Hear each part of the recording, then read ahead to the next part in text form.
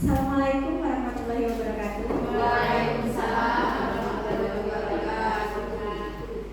Yang terhormat Ibu Setiawati SPDSD selaku Kepala SD Negeri Karangrejo, yang saya hormati Ibu Rosidatun selaku Komite SD Negeri Karangrejo, yang saya hormati pula Bapak Ibu Guru SD Negeri Karangrejo serta Bu Indah dari perwakilan dari SD Negeri Kalikalong. Terima kasih saya ucapkan kepada Bapak Ibu Guru semua sudah berkenan hadir dalam kegiatan siang hari ini, yaitu diseminasi budaya positif di SD Negeri Karangrejo.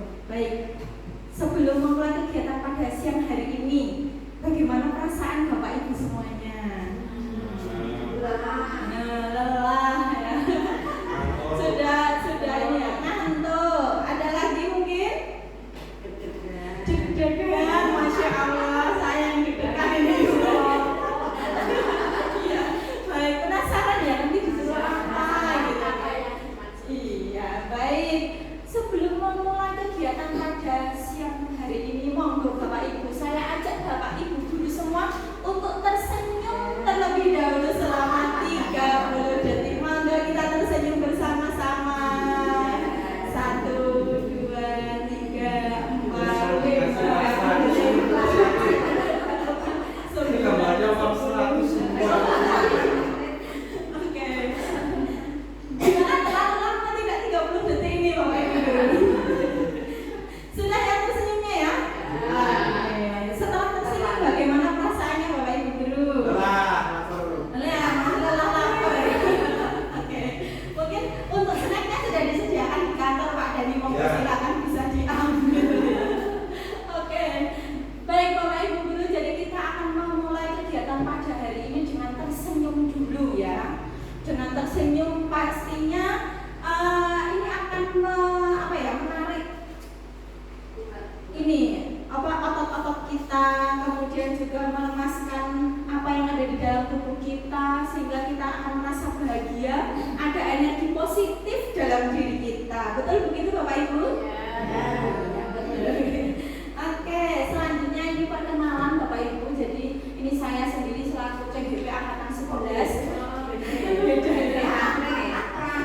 Itu dan sedikit mengklingi ya, apa jangan-jangan orang lain.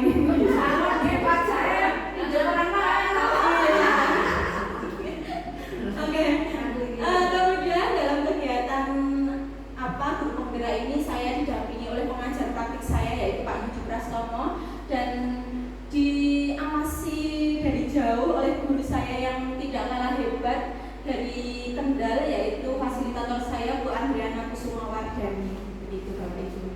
Baik, nah pada kesempatan siang hari ini kita akan membahas atau akan diskusi tentang budaya positif di sekolah. Adapun yang akan kita bahas pada siang hari ini ada 6 aspek.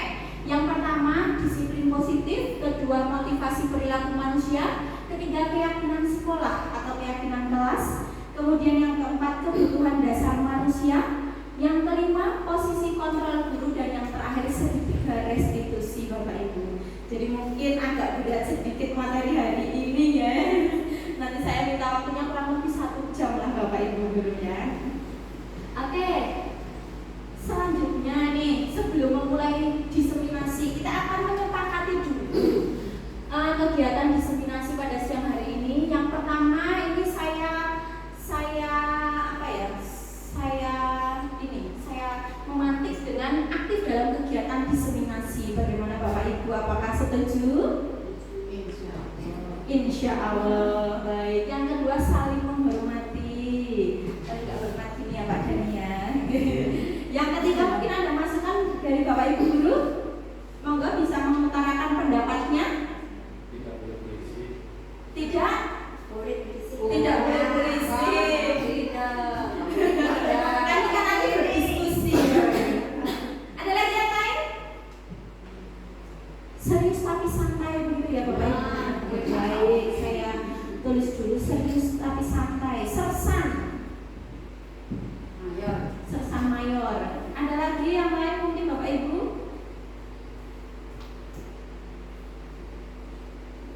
Boleh makan minum, boleh. Yang sudah bawa bahwa mungkin mau ngambil dulu di kantor, boleh saya beri waktu. Boleh menjawabnya ya. Dalam Ibu? Boleh menjawabnya. Boleh, monggo. Boleh menggunakan alat komunikasi, boleh sekali Ibu. Boleh berkomunikasi. Kemudian boleh makan minum. Ada lagi? Mungkin cukup? Oke. Terima kasih. Ini kesepakatan diseminasi kita. Yang pertama, aktif dalam kegiatan diseminasi. Yang kedua, saling menghormati. Yang ketiga, sersan atau serius tapi santai. Yang keempat, boleh berkomunikasi. Dan yang kelima, boleh minum dan makan. Oke, itu kesepakatan kita. Kita sepakati bersama-sama ya Bapak Ibu. Selanjutnya kita akan melakukan ice breaking terlebih dahulu supaya melepaskan otot-otot kita, pikiran kita ya Bapak Ibu ya. Ya, aturan mainnya ini adalah tebak warna. Tebak warna, bukan tulisan. Oke? Tebak apa Bapak Ibu guru? Warna. Bukan Tulisan. ya, baik, tebak warna bukan tulisan. Yang pertama, warnanya apa? Hitam,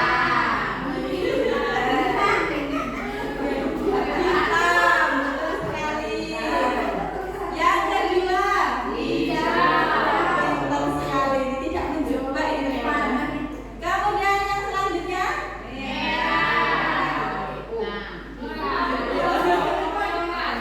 merah, coklat. Baik.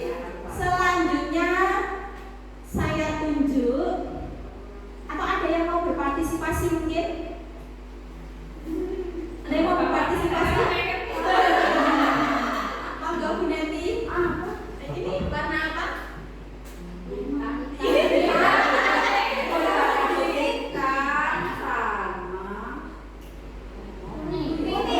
Iya, terima kasih hitam dan kuning.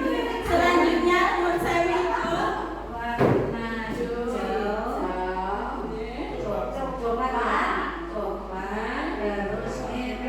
Baik, terima kasih. Betul sekali. Terakhir, monggo Ibu. Terus.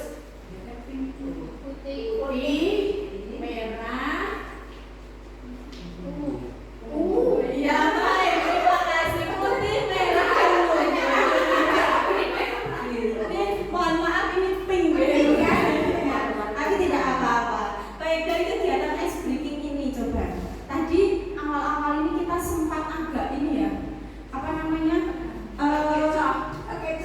Kecoh dan lama gitu ya, nakalnya warnanya. Kira-kira kenapa sih Bapak Ibu kok seperti itu? Kurang konsentrasi. Yang kedua, sinyalnya hilang. Baik. Ada lagi mungkin? Tapi lama-lama kan jadi ini ya, langsung tek tek tek gitu ya. Sinyalnya sudah cepat. Dalam Pak, memorinya full. Baik, ini karena kita belum terbiasa saja Bapak Ibu ya. Jadi dengan apa namanya? Dengan kita terbiasa ada perbedaan seperti ini, maka kita akan semakin apa ya? Gampang untuk gampang untuk menyesuaikan diri seperti itu ya. Oke, sekarang kita lanjut ke materi yang pertama yaitu disiplin positif. Kira-kira apa yang terbesit dalam pikiran Bapak Ibu tentang disiplin positif itu?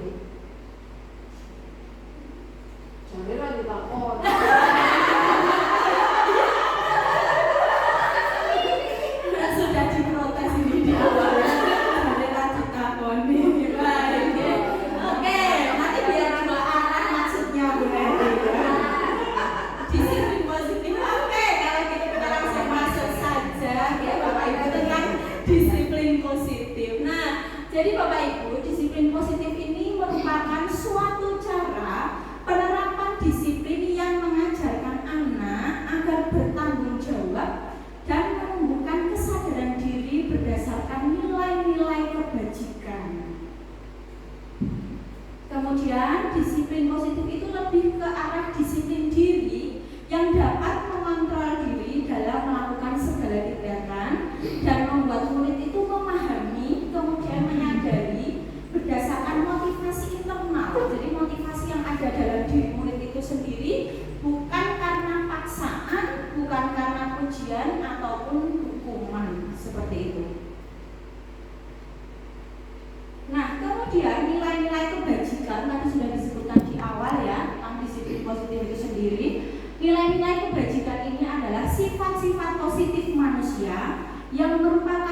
tujuan mulia yang ingin dicapai setiap individu.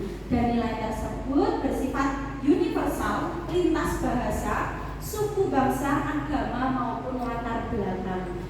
Jadi kira-kira nilai-nilai kebajikan apa yang ibu guru atau bapak guru pahami? Kira-kira apa nilai kebajikan itu? Misalnya sopan, ramah, ada lagi bapak ibu?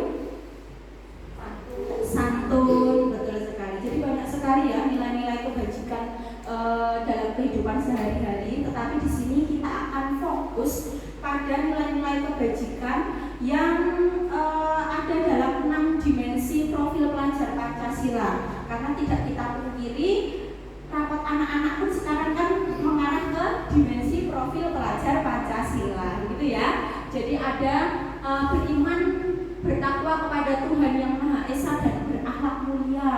Misalnya nilai kebajikannya di situ ada kejujuran, kemudian mandiri, atau bisa di dalamnya ada bertanggung jawab seperti itu. Kemudian gotong royong, kira-kira nilai apa kebajikannya Bapak Ibu? Betul sekali, nilai kerjasama. Kemudian berkebinekaan global, kira-kira apa? Betul, menghormati atau saling menerima keberagaman.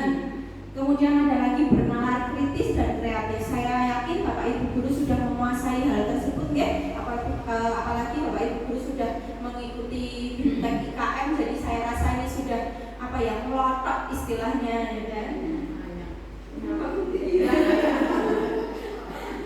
Oke, untuk yang selanjutnya yaitu motivasi perilaku manusia Bapak Ibu. Jadi setiap manusia itu melakukan sesuatu pasti ada motivasinya.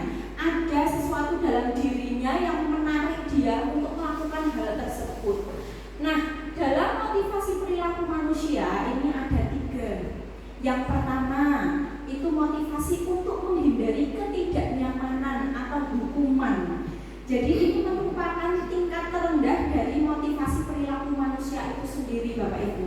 Nah, jadi anak itu kadang melakukan sesuatu itu supaya menghindari hukuman atau menghindari ketidaknyamanan dalam dirinya sendiri.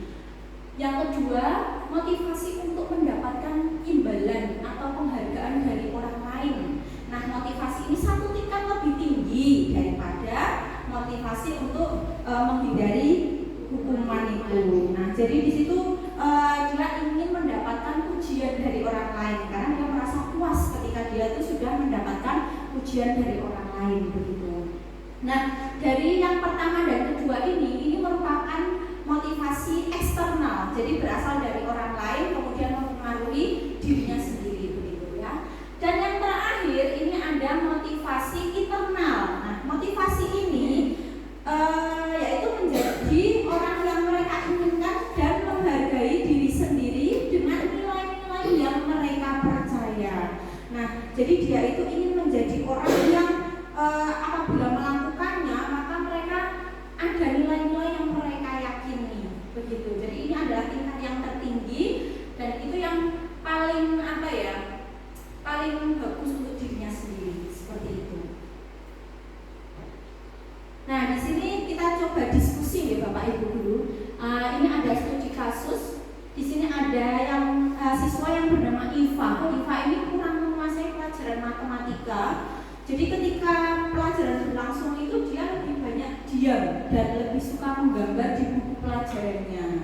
Nah, ketika guru matematikanya itu menanyakan pertanyaan kepada Iva itu jadi gugup dan tidak sengaja menjatuhkan tas dari kursinya dan dia itu berusaha untuk menjawab tapi gagap gitu ya.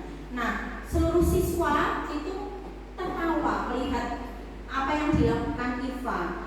Nah, Pak Seno itu membiarkan teman-temannya menertawakan Iva dan minta Iva untuk maju ke depan kemudian berdiri di depan kelas. Nah, kira-kira ini termasuk apa Bapak Ibu?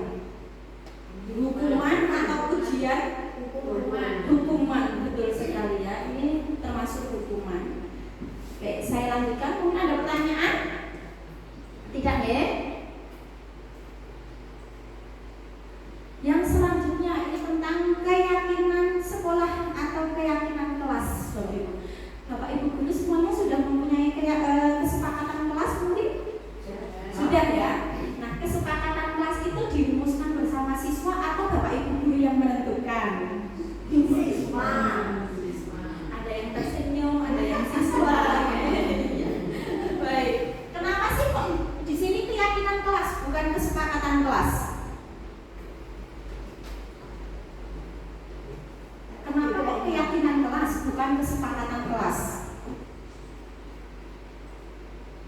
Baik, jadi kita sepakati dulu bahwa kesepakatan kelas itu kan kita buat, kita susun itu bersama dengan siswa ya Bapak Ibu Guru ya.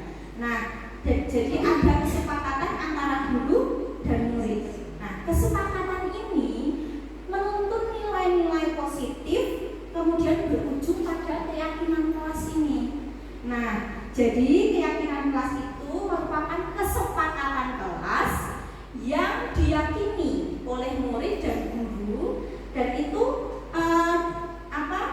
berlangsung selama proses pembelajaran. Jadi dari kesepakatan kelas itu naik menjadi keyakinan kelas seperti itu. Oke, keyakinan kelas ini peran guru mewujudkan terbentuknya keyakinan sekolah dengan adanya kesepakatan antara guru dan murid. Kemudian keyakinan kelas berupa pernyataan universal yang mudah diingat dan mudah dipahami serta harus diterapkan di lingkungan sekolah. Jadi yang diyakini itu harus dijalankan oleh seluruh anggota kelas atau anggota sekolah seperti itu.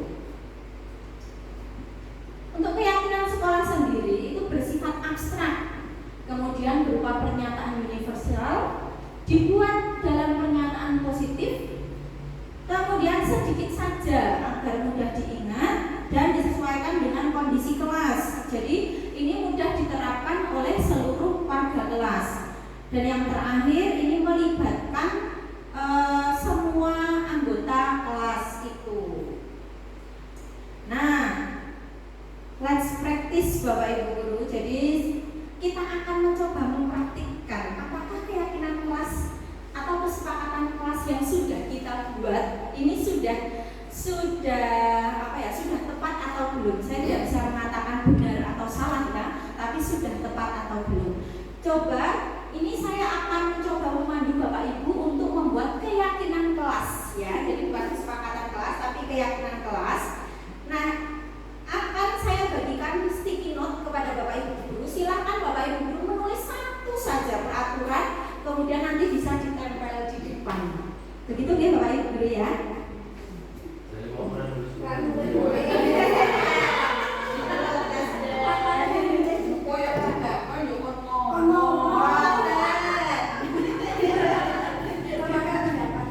Ya ini supaya kita itu bergerak.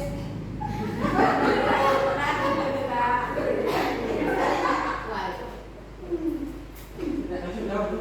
Halo? Sudah.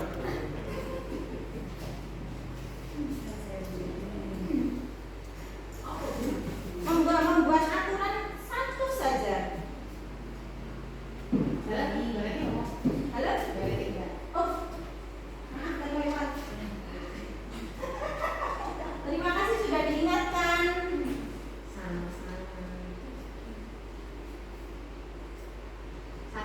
Monggo satu saja, terserah apa yang ada di dalam benak Bapak Ibu Guru, monggo.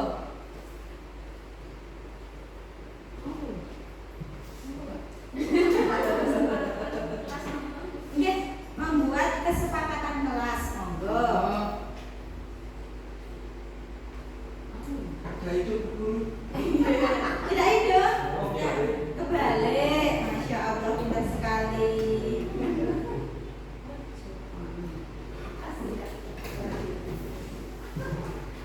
Monggo bisa ditempelkan kalau sudah.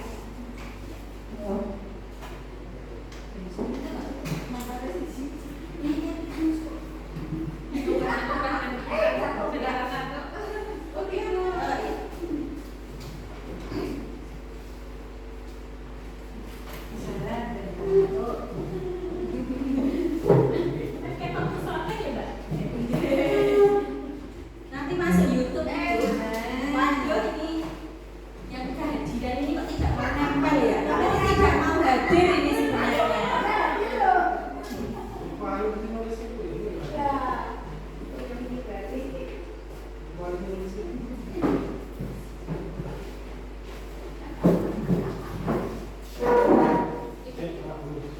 Selesai.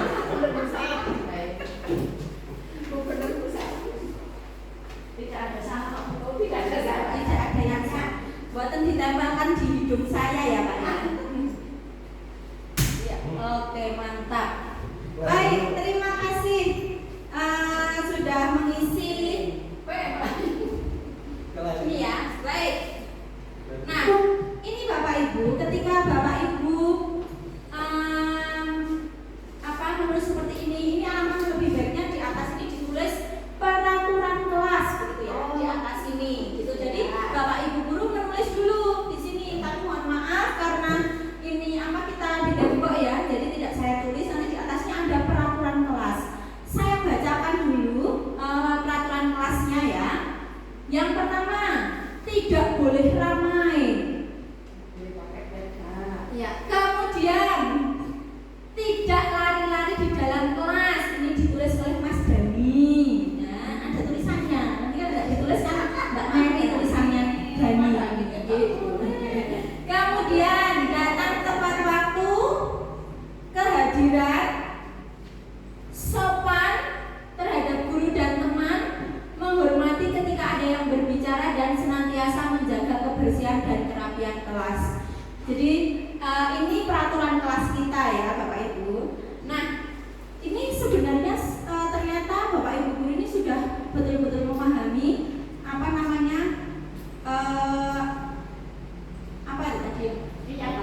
bukan keyakinan kelas, kesepakatan kelas itu ya.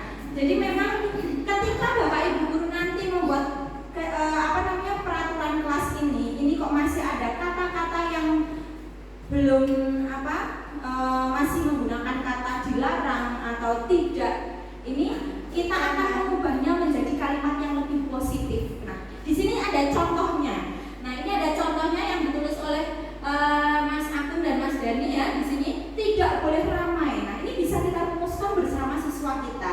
Kira-kira tidak boleh ramai ini kita buat kalimatnya menjadi lebih positif itu bagaimana? Ayo ramai.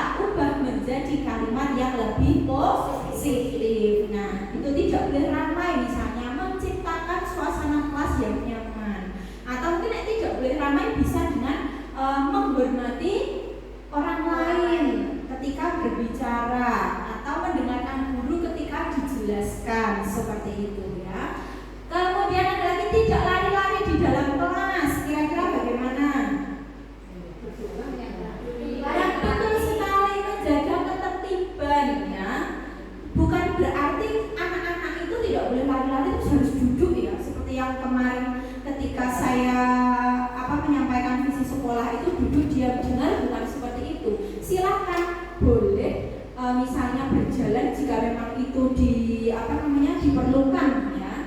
Jadi ada waktunya, bukan berarti anak-anak harus diam terus gitu. Jadi tadi menjaga ketertiban. Jadi ini kan bersifat universal ya. Jadi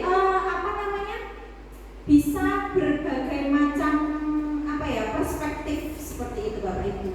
Nah, itu tadi kesepakatan kelas. Ketika kesepakatan kelas ini sudah ditulis ulang dengan kalimat yang positif, maka kita bacakan kembali kepada anak-anak. Jadi kita mengulas kembali apa yang sudah kita tulis menjadi kesepakatan.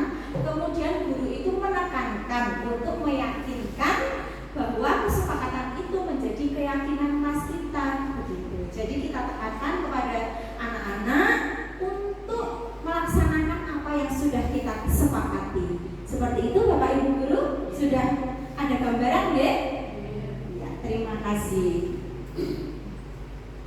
Nah, ini kita tadi sudah membuat kesepakatan kelas. Jadi agak sedikit sudah berpikir ya Bapak Ibu Jadi karena kita sudah sedikit berpikir, monggo kita akan ada break sebentar, yaitu ice breaking ya.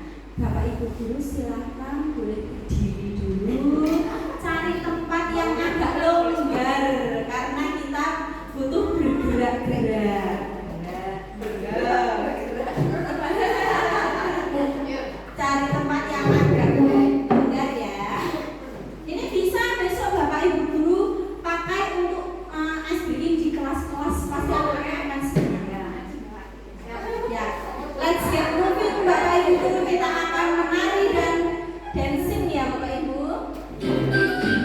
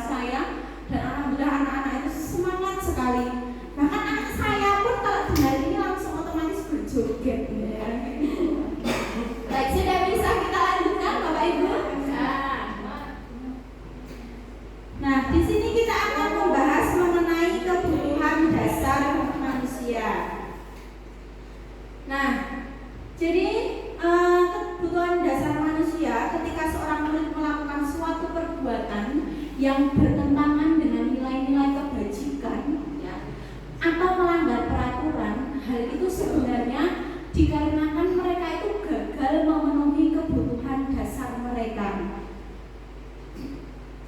Nah, di sini ada 5 kebutuhan dasar manusia. Yang pertama yaitu bertahan hidup. Nah, kebutuhan dasar manusia yang bertahan hidup itu ada makanan, pakaian, tempat tinggal, keamanan, dan kesehatan. Kemudian yang kedua, kebutuhan dasar kasih sayang dan rasa diterima. Jadi di situ ada kebutuhan dasar yang dipedulikan, berbagi,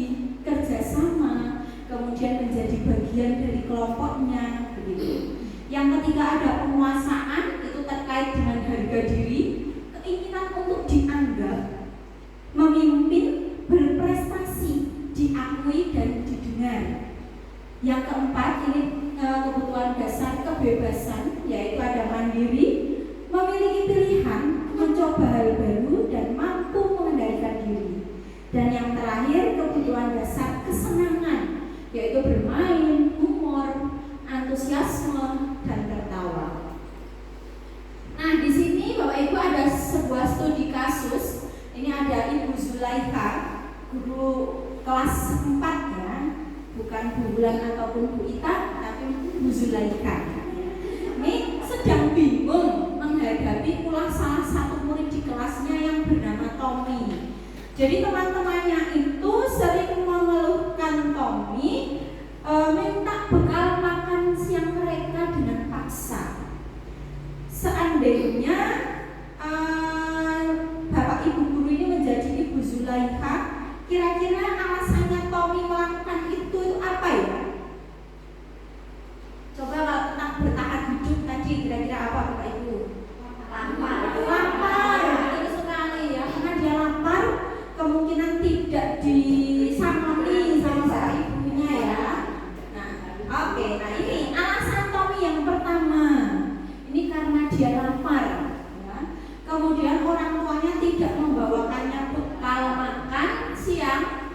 Nah, kebutuhan dasar yang sedang berusaha Tommy penuhi itu adalah kebutuhan untuk bertahan hidup gitu ya. Oke, kemudian yang kedua itu tentang kasih sayang dan rasa diterima. Kira-kira apa? Mungkin orang tuanya kurang mampu. Nah, mungkin orang tuanya kurang mampu, bisa. Ada lagi? Coba kita lihat jawabannya ya. Nah, karena dia itu merasa senang jika menjadi perhatian teman-temannya, gitu ya. Jadi cari perhatian. Mungkin ini yang sering kita jumpai di sekolah kita ya. Iya, jadi anak-anak itu apa-apa Bu Guru, Pak Guru gitu. Karena mungkin dia kurang mendapatkan perhatian di rumahnya.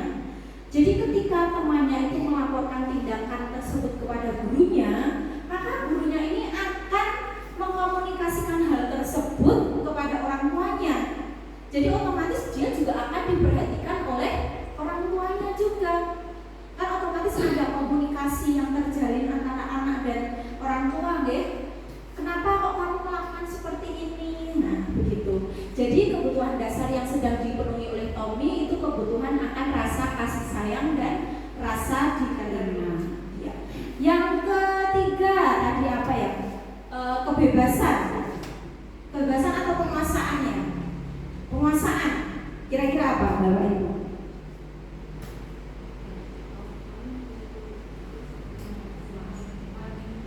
Karena berkuasa, merasa dia jagoan, betul ya.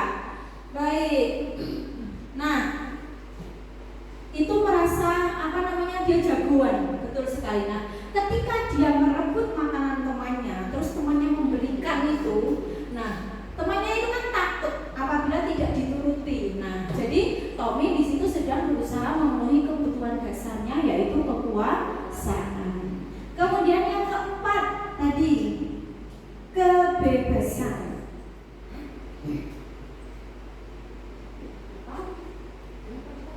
Tertawa ya? Coba kita lihat. Nah, ini ya, karena dia merasa bosan. Nah, dengan bekal makanan yang dibawa ibunya dari rumah, mungkin bekalnya itu aja gitu ya. Jadi teman-temannya itu diberi yang beraneka ragam. Jadi dia misalnya tiap hari kok tahu terus, atau tempe terus, atau ayam terus, kan lama-lama juga bosen ya kalau tiap hari ayam gitu. Jadi dia pengen sih tak nyoba makanan yang lain itu rasanya gimana, kayak makan sushi ya, atau mie gitu. Yang terakhir kesenangan ya. Jadi Tommy itu melakukannya karena iseng aja, emang tidak ada tujuan lain. Dia senang melihat teman-temannya itu ekspresinya ketika direbut itu bagaimana. Ih kok lucu ya, ketika tak rebut gitu, ih kok jadi mukanya jadi kayak gitu, besok tak ulangin lagi gitu. Jadi ada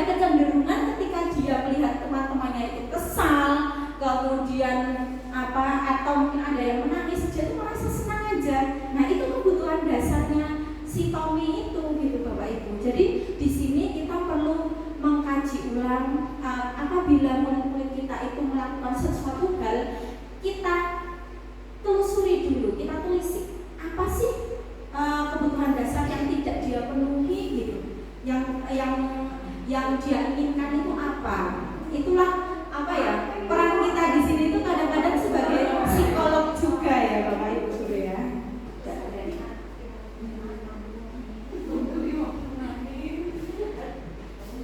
Oke, yang selanjutnya kita akan membahas tentang posisi kontrol restitusi. Bapak Ibu apakah sudah paham dengan kata-kata restitusi mungkin?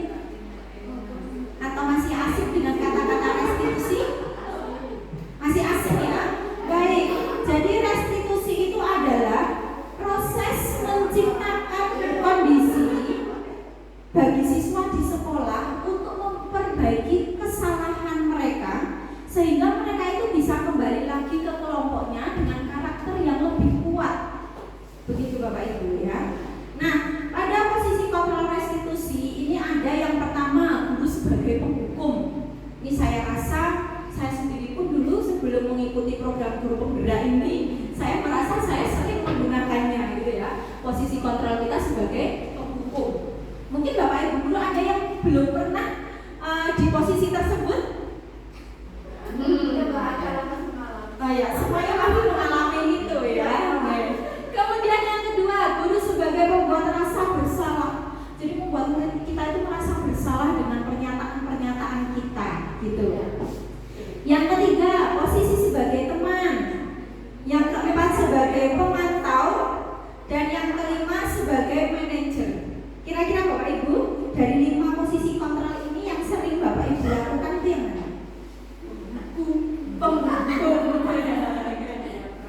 Membuat rasa bersalah. Iya. Jadi memang kebanyakan Bapak Ibu guru ini banyak yang di posisi pertama, kedua, dan ketiga. Untuk memantau mungkin sudah ada, tapi kita mungkin tidak sadar jika kita itu melakukan, oh ternyata saya itu sebagai pemantau toh, gitu ya. Nah kita akan bahas satu persatu terlebih dahulu. Di sini ada sebuah studi kasus Bapak Ibu, nanti kita sambil membandingkan dari 5 posisi kontrol itu. Jadi pada hari Senin, SD Negeri Bahagia itu menyelenggarakan upacara bendera seperti biasa. Setiap Senin melakukan upacara bendera, tetapi Rino tidak memakai atribut lengkap. Rino lupa tidak membawa topi, sehingga dia tidak memakai topi seperti teman-temannya yang lain.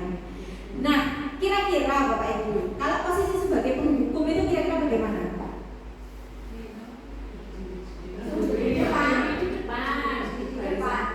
Iya, betul sekali. Berdiri di barisan depan, menghadap teman-temannya. Jeng-jeng. Nah, ini betul kan?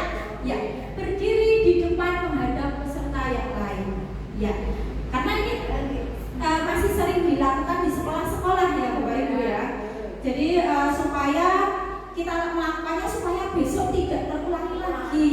Nah, betul. Ternyata Bapak Ibu guru, posisi sebagai penghukum ini biasanya kalau kita ngandani murid sebagai penghukum itu nada kita akan tinggi, betul tidak? Ya. Terkesan menghardik, betul? Iya. Kenapa sih kamu kok nggak bawa? Gitu. Nah, ini akan membuat murid itu kemudian menjadi marah. Ada amarah di dalam dirinya sendiri, dan itu ternyata membuat mereka akan menjadi murid yang pendendam. Mungkin pada saat itu murid oke, mengikuti, tapi dia itu kan menyimpan amarah di dalam dirinya. Meskipun kadang-kadang ketika kita menghukum dengan cara yang lain itu tersalurkan dengan cara yang negatif, tapi ya. Nah, dan kadang-kadang nanti ke depannya dia akan melakukan sesuatu yang jauh lebih parah dari itu. Itu di posisi penghukum. Yang kedua, pembuat rasa bersalah. Nah, ketika kita menerapkan kontrol ini, kita akan nada kita berbicara itu akan lebih pelan, lebih halus dibandingkan dengan nadanya penghukum gitu. Nah, tapi di sini murid itu akan merasa bersalah, dia akan merasa kecewa, dan dia ternyata dia akan merasa tidak bisa membahagiakan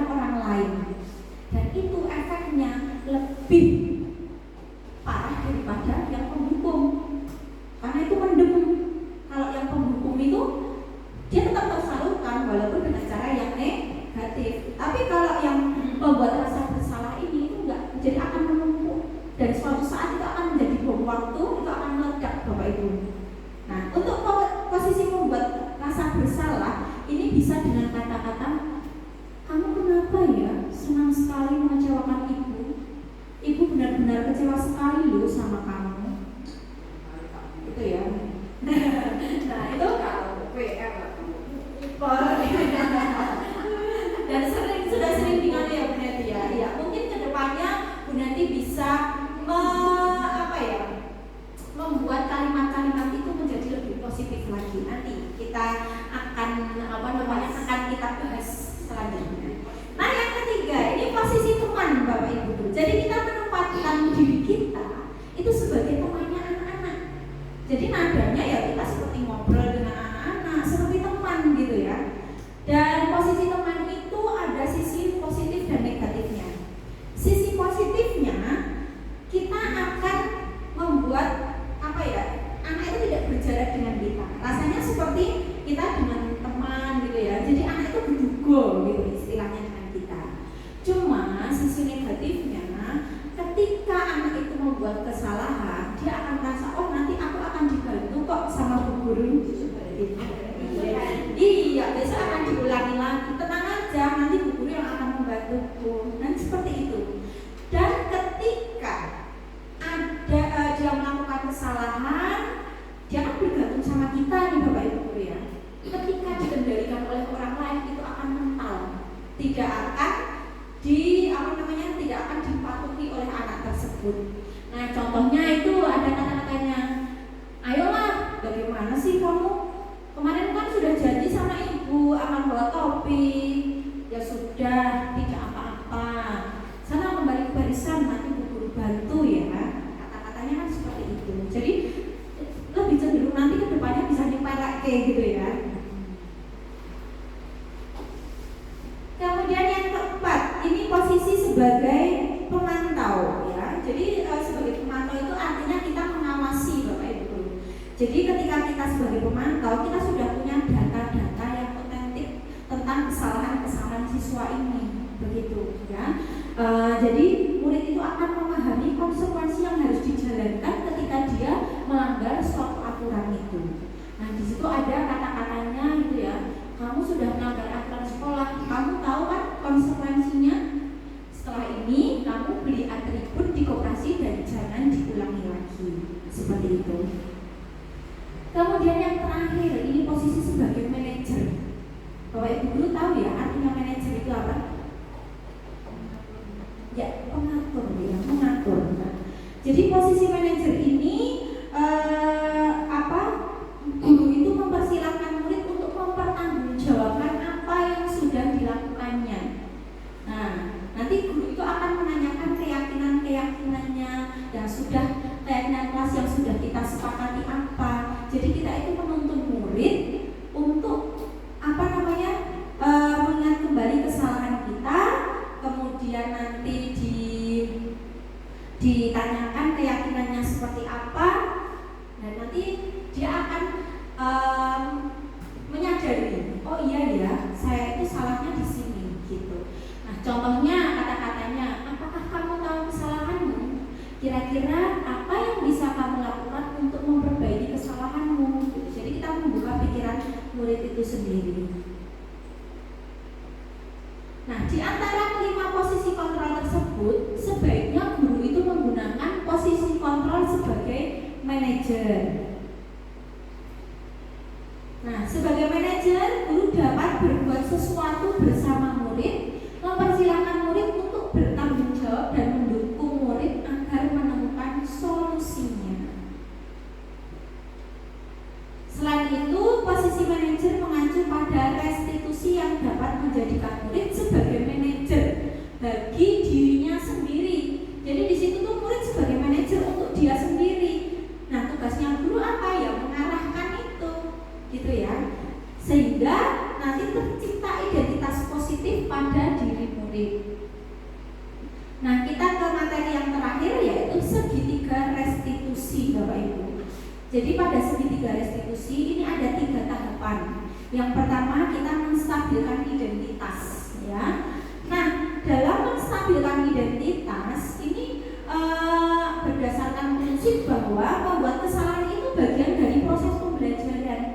Jadi kita tidak menyalahkan murid ya, wah salah, itu tidak menghakimi gitu. Jadi nggak apa-apa nak, berbuat salah itu wajar kok nak. Guru juga pernah melakukan kesalahan, tidak hanya kamu saja yang bersalah gitu. Itu kan lebih diterima murid ya. Nah, atau mungkin di sini begini, ibu tidak mencari tahu siapa yang salah, tapi ibu ingin mencari solusi dari masalah ini begitu. Nah, itu menstabilkan identitas. Yang kedua, tahapan validasi tindakan yang salah. Ini berdasarkan prinsip setiap perilaku berupaya untuk memenuhi suatu kebutuhan. Nah, contohnya kita bisa katakan dengan begini, kamu pasti punya alasan mengapa kamu melakukan hal itu. Itu ya. Mungkin yang lainnya bisa nanti saya share PPT-nya ya Bapak Ibu. Nah, yang terakhir ini menanyakan keyakinan. Jadi tadi kita menanyakan keyakinan yang sudah disepakati untuk memunculkan motivasi dalam diri kita.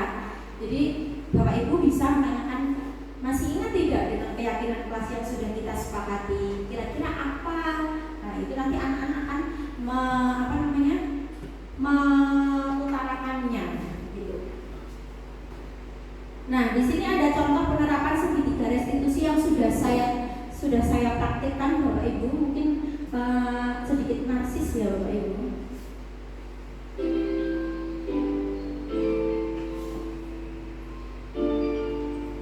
Mungkin saya langsung ke studi kasus yang kedua saja. Jadi di sini skenarionya nanti ada murid saya yang bernama Cakra itu lupa tidak membawa buku pelajaran karena lupa tidak dimasukkan ke dalam tas setelah selesai belajar. Ini bisa disimak.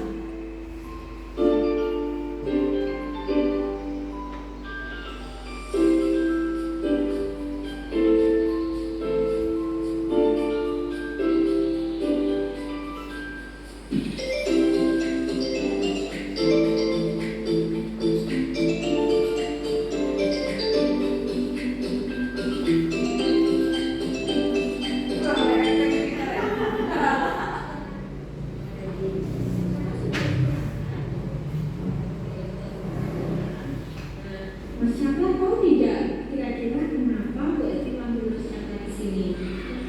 Tidak tahu ya? Oke, berarti tidak tahu. Akan Bu Eti jelaskan kenapa Mas Cakra Bu Eti panggil di sini. Jadi tadi siang Bu Eti lihat ketika pelajaran matematika Mas Cakra tidak membawa buku. Betul begitu? Oke. Nah, seandainya Mas Cakra tidak membawa buku pelajaran nih, kira-kira Mas Cakra bisa mengikuti pelajaran seperti teman-teman yang lain tidak? Tidak. Jadi nggak bisa belajar dengan maksimal ya. Nah, jadi begini Mas Cakra, setiap manusia itu pasti pernah melakukan kesalahan. Sama seperti hari Mas Cakra hari ini. Sama Bu Eti pun juga pernah melakukan kesalahan Mas Cakra. Tapi di sini Bu Eti tidak akan mencari tahu siapa yang salah.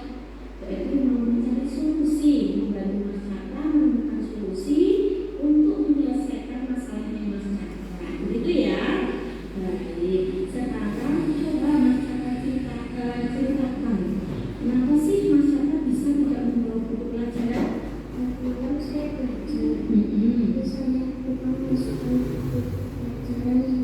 Oh, jadi Mas Cakra tadi malam sudah belajar, tapi lupa bukunya tidak dimasukkan ke dalam tas ya? Oh gitu. Terus yang membereskan bukunya siapa? Oh, Mas Cakra sendiri. Bagus. Berarti Mas Cakra sudah mandiri ya, sudah mau membaca buku sendiri, belajar, dimasukkan ke dalam tas sendiri. Itu keren sekali. Nah, sekarang Mas Cakra masih ingat tidak dengan keyakinan kelas kita? Masih ya? Baik. Keyakinan kelas yang mana sih yang Mas Cakra ingat tentang masalahnya Mas Cakra ini? Disiplin, betul sekali ya. Nah, jadi Mas Cakra itu harus disiplin ya, karena itu sudah keyakinan kelas yang kita sepakati. Nah, kira-kira apa nih yang harus Mas Cakra lakukan supaya tidak lupa membawa buku lagi? Setelah belajar bukunya masukkan ke dalam tas. Oke, pinter. Jadi setelah Mas Cakra selesai belajar, buku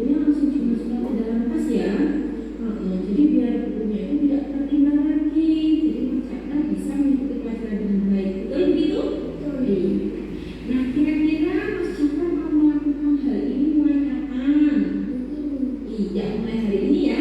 Jadi mulai hari ini harus teliti, setelah belajar langsung dimasukkan ke dalam kelas. Begitu Mas Chandra? Oke, nah berarti yakin nih Mas Chandra ini anak yang disiplin, anak yang solid, anak yang pintar dan mandiri ya. Jadi mulai hari ini jangan lupa lagi ya Mas Chandra ya. Oke, janji. Oke, tas dulu dong. Yang pintar Mas Chandra. Terima kasih ya. Baik, itu tadi penerapan pendidikan restitusi di kelas yang sudah saya laksanakan ya Bapak Ibu Guru ya.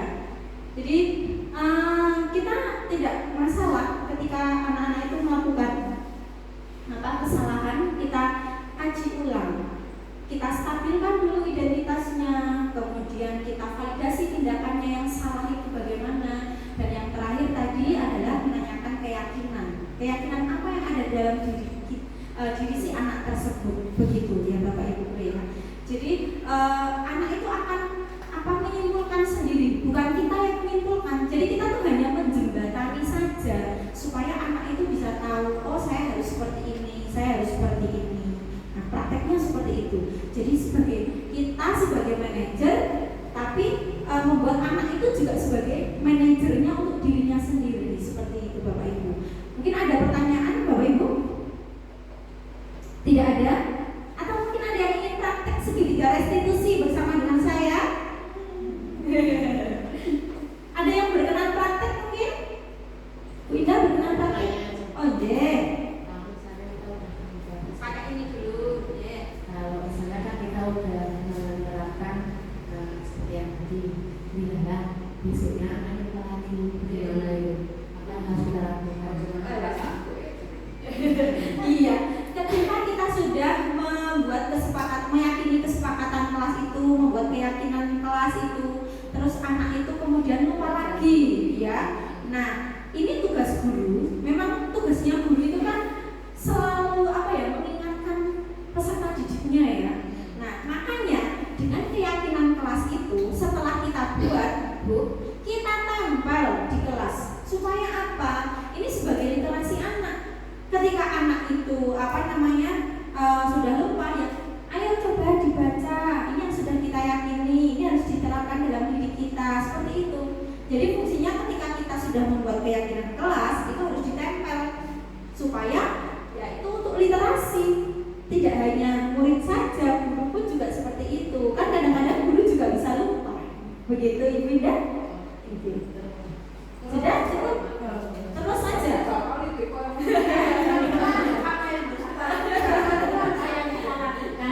Ya gimana ya? Ya itulah karena fungsinya kita ini sebagai fungsi kita sebagai guru itu untuk selalu mengingatkan siswa. Jadi penghukum lah. Hanya kembali lagi menjadi penghukum ya. Oke. Ya memang ini tidak bisa kita hindari ya Bapak Ibu Guru ya. Kadang-kadang dengan kita itu sudah banyak pekerjaan, terus anak-anak seperti itu diulangi lagi. Akhirnya kadang-kadang kita pun juga kesabarannya yang saipis tisu ini ya habis gitu. Tapi mohon Bapak Ibu Guru itu untuk selalu menempatkan diri sebagai manajer seperti itu ya. Jadi memang ini ada slide selanjutnya belum saya bacakan Bapak Ibu. Nah, kita memiliki standar kepribadian profesional dan sosial yang baik, di mana guru mampu untuk merefleksi diri dalam posisi kontrol saat ini, bagaimana perjalanan dirinya sebagai among, yaitu ngomong sebagai manajer. Karena tugas kita memang menuntun anak didiknya supaya menjadi pribadi yang mandiri, begitu. Kan kita menuntun kodrat si anak itu. Ya kalau lupa ya kita ingatkan, kita tuntun terus.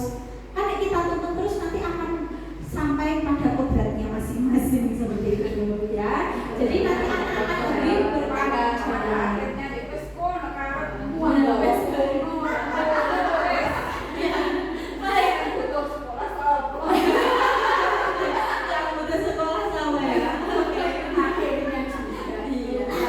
Tapi begini Bapak Ibu Guru, karena kan kita ini kan dalam rangka menerapkan budaya positif, ya.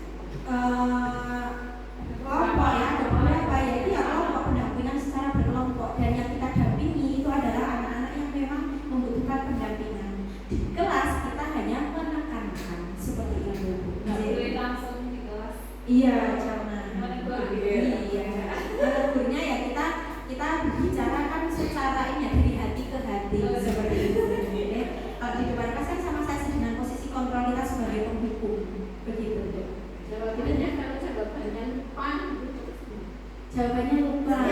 Ya,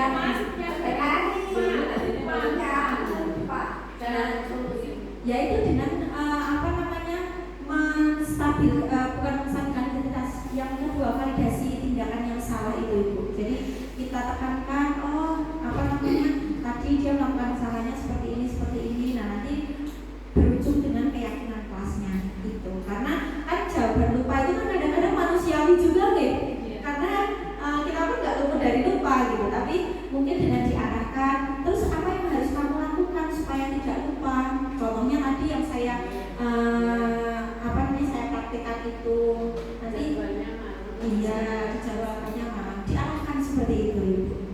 Baik, kita sampai di penghujung acara nih Bapak Ibu. Nah kesimpulan hari ini ya, ini tadi yang pending budaya positif itu bisa dihadirkan oleh guru yang positif. Guru yang positif itu yang bagaimana? Yang positif pikirannya, positif perkataannya, dan positif tindakannya. Seperti itu Bapak Ibu.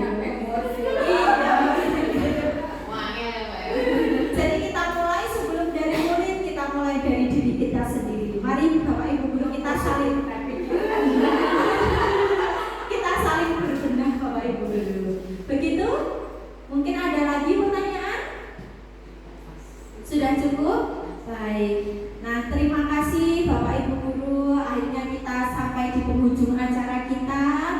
Diseminasi budaya positif, harapannya ini bisa kita terapkan mulai dari diri kita sendiri, kita terapkan dalam kelas kita. Insya Allah nanti budaya positif ini juga akan mengimbaskan ke sekolah kita, siapa tahu juga berimbas ke sekolah-sekolah yang lain.